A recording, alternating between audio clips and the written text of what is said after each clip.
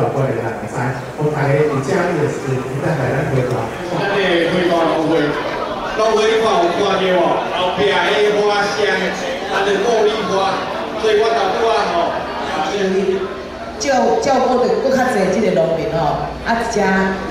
有这个机会嘛，爱甲大家邀请。那这位村长，做基地村村长你好，好，我带小关先生。真的是非常棒，所以像这盖游程啊吼，有室内。一句话，热烈掌声欢迎。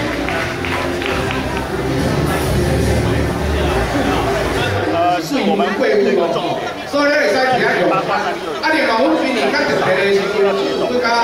社头的清水一样，做一个现在国家公园管理处各比的一个串联。这一次这几个的点的部分，我一直要强调。怎么样把这个香继续延续下去，创造出我们农民最好的一个福祉？咱花坛农会做了才是有够彻底。咱拢知，因为咱这个花坛是伫咱的这个八卦山的西侧，那过去呢种稻米是较歹种，但是呢足适合种咱的这个茉莉花。那透过咱的这个农会这个辅导，过去上悬有100公顷。那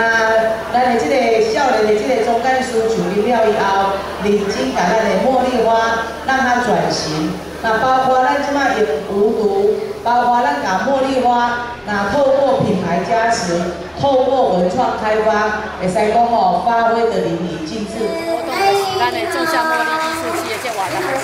活动期间是7月12、7月13刚好7月12是属于较静态7月13的活动较活泼详细咱也有一寡报名的资讯啊会当从咱的粉丝页，是看咱推广部来做一个询问有啥物活动的内容咱即届有一个小小茶师奉茶曲还有茉莉花香皂 DIY， 茉莉花熏茶体验，还有茉莉星光飨宴，甚至于咱在地这些农产产品的推广、美食推广等等，内容非常的丰富啦邀请到咱在好朋友共同来做一个参与参加咱的活动。乡农会咧办茉莉花节。加专业的一个记者会啦长期以来咱农会甲公所拢无法度配合，但是因为今年开始，咱公所配合着咱的农会做伙来甲咱农会乡的一个茉莉花做一个推广但是因为今年的气候较异常常常落雨，佫加阴天较济，所以造成咱今年茉莉花也减产量达到7至8成，所以今年咱的茉莉花产量减少了真济但这几天咱就感谢咱的管府甲农改林的专家来甲咱花坛乡做一个关心希望咱这个政府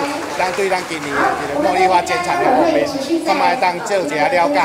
上好是看卖讲会当甲咱做一下补助，因为咱的花农较毋着一担尔，因为咱望年花一年甲收一水尔，所以这水若收无好，就爱搁等到明年，所以咱对咱农民来讲收是真损失真惨重所以咱希望咱的政府单位咱关心到咱这个问题今仔办这个记者会，希望咱全国咱全国的一个乡亲，大家当知影这个信息。7月12、13，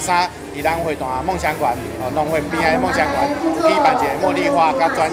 业的一个推广的一个活动，希望着咱的观众会当来咱这个所在做一下参观。花坛农会一个展售的一个地方，把茉莉花的这个故事不断的让更多人知道。跟他对对，花坛农会在我们台底下。